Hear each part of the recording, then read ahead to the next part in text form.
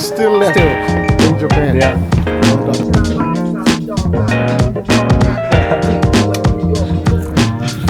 My first record. はい、そうだったんだ。It's only available in electronic. So what I find interesting, arigato.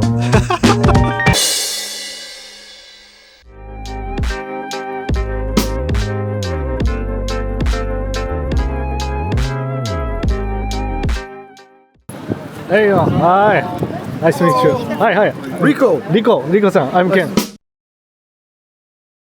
Nice to meet you. アロイシャス君。Yeah, I'm Ken. Yeah. Nice to meet you. Long time, nice to meet you. Pleasure to be here, my friend. Yeah. I've heard so much about you. ありがとう、ありがとう。Go. Everyone. So what I find interesting here in Japan, Yeah. whole of Japan, what I really appreciate is how people like you, DJs, collectors, you're keeping the vinyl spirit alive. Yeah, true. You know, it is not the same in the rest of the world. Yes, they do have vinyl stores, but the vinyl culture here, the music culture here, Yeah. I can say it's completely different. It's very different. And the fact that you have the only Tower Records in the world still left in Japan. Yeah. Well done, everyone.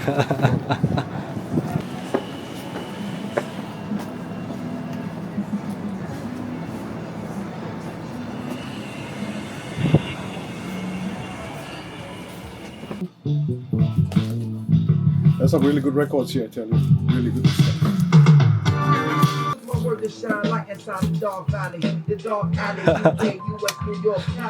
Could you explain this all the time. Eh, Something else I'll share with our viewers. What I like about coming to Japan and shopping, as I mentioned, I've been to Osaka and then now also in Tokyo, is every record has got the information of the song itself.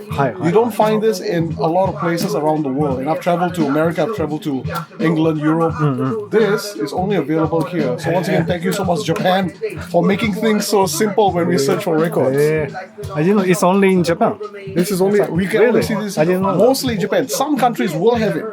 But here in Japan, from what I see, all the shops have it. So it's amazing. Thank you so much once again for making our life easy.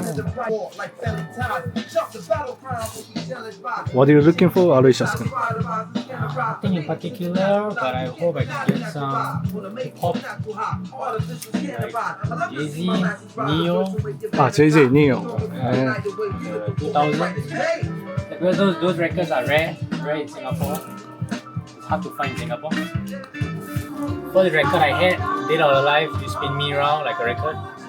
But this is not the version I had. The version I had is a Japanese promo. It's bought in Singapore at about 15 Singapore dollars. 15. This song was my first record.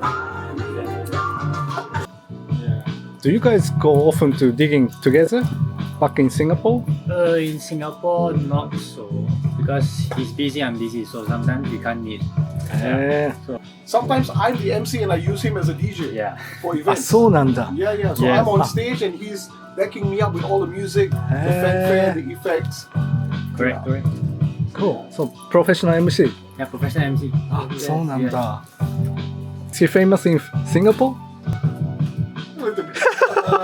はい、そうだったんだ。Oh no. I myself is not famous. Yes. So one of the things that myself and a lot of people around the world who collect vinyl records, Yeah. something that we look out particularly for, where is the pressing? Which means to say, where was this record made? Once again, I'm just using this as an example. So this is Banana Rama Venus. It was a big track back in the 80s. But something very unique about this particular record, if you turn to the back, this record was pressed in Japan. Japanese place. It's Japanese pressing. Now, for me and a lot of people around the world, we find Japanese pressing the best. Now, why am I saying this? There's a reason. I'm not just saying because I'm in Japan. Don't get me wrong.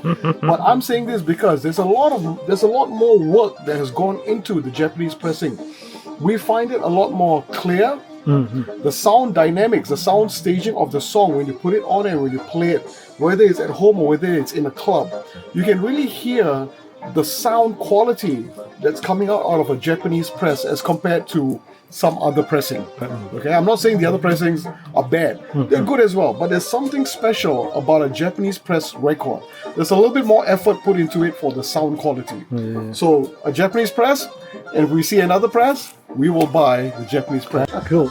Are there any local record shops in Singapore you recommend to the Japanese music lovers? Yes, in Singapore you can go to Here Records, which is in Burlington Square. So Here Record.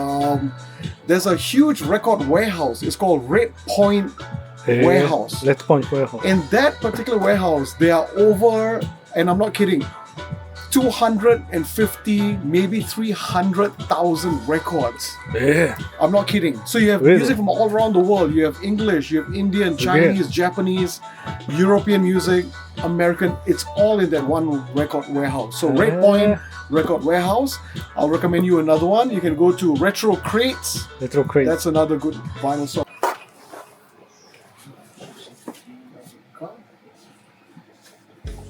Yeah. Nice. So guys, thank you for today, huh? My pleasure. Yeah. Thank you so much. Thank you so much. Thank you. Arigato. So yeah, could you show me the records you've got in Japan? Sure. Why don't you start with yours? Okay, for me, Too Unlimited. You're ready for this? Very good song, very big song, very big song in the 90s. DJ Spin That. I discovered this song from Instagram. So it's a remix version of Cyndi Lauper, Time After Time. Yeah. Do you often discover the music from Instagram? Or? Sometimes I Sometimes? do. Mostly from Mixcloud, Soundcloud, YouTube. Yeah, or the DJ mixtape. Yes. Last one, this one from Manhattan Records. This is Viva La Vida. Viva La Vida East Coast Friday Mix. The one that I'm looking at is the album version of Viva La Vida. It's only available in this chong. Yeah. I've got a few. I'll tell you exactly what I've got. So the first one I've got, this is a classic from the 70s. This is by a guy called Herman Kelly and Life. So I bought it because of this song, Dance to the Drummer's Beat. This song is very popular with b-boys, breakdancing. The beat has been sampled many times over by a lot of hip-hop, rap artists. So if you ever have time, try to find out what this is. Dance to the Drummer's Beat by Herman Kelly. Amazing. Whoa. Next one I bought is this one. So this is by a guy, his name is Boss Skaggs. Boss Skaggs. Boss Skaggs, a lot of you might know him because of a song called Low Down from 1976. This is from 1978, is a song called Jojo. Jojo, yeah. Okay, so this song is very, a little bit of funk, a little bit of soul. But what's interesting about Boss Skaggs, if I may share about this particular song and record, the musicians that he's using were people who became Toto. Toto.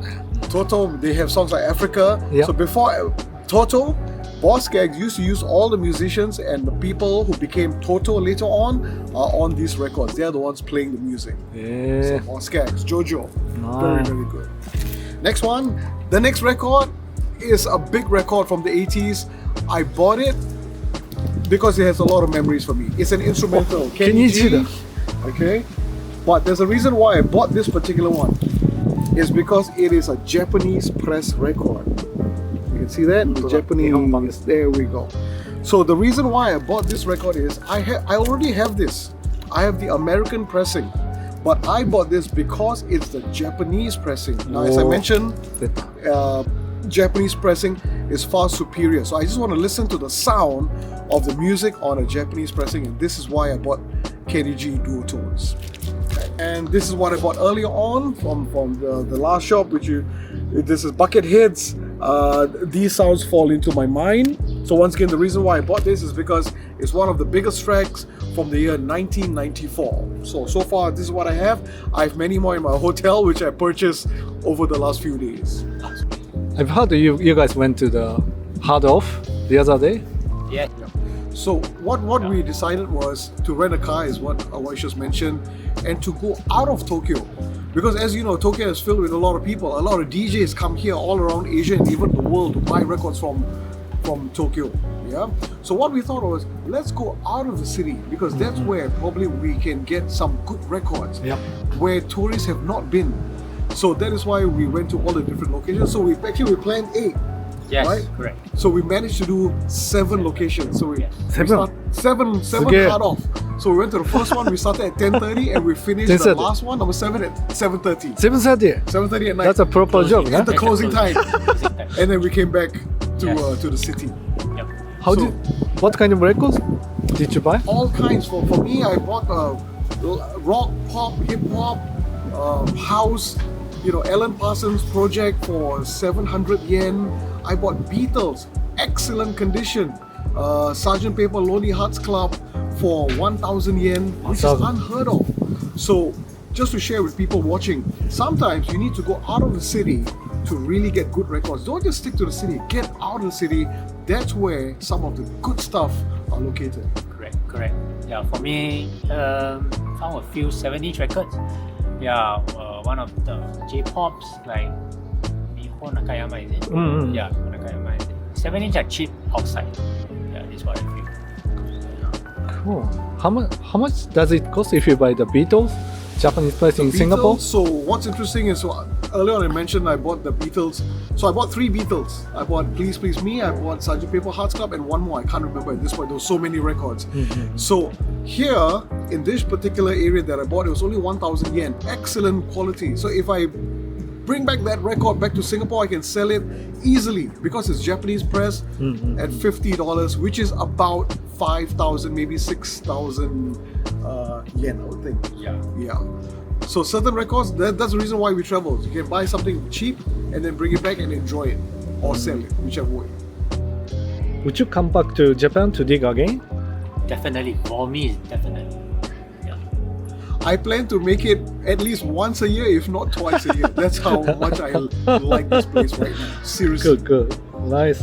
In the end, I'd like to ask, what does digging records mean to you? To me, it's a form of a surprise.